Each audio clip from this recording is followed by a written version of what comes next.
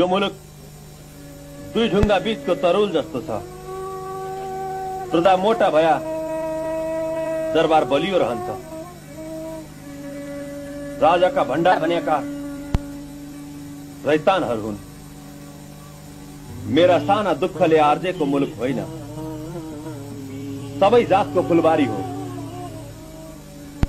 सबैमा चेतना भया देशका महाजनहरू हाम्रा मुलुकमा आया भने दुनिया कंगाल गरी छाड्छन्।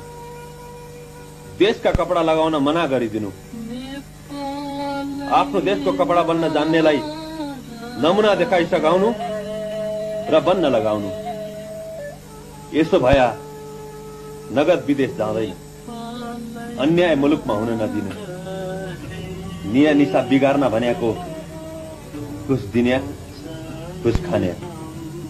मेरो मुलुक 4 वर्ण 36 जातको फुलबारी हो। जाई कटक नगर्नु, झिकी कटक गर्नु। सबैमा चेतना भया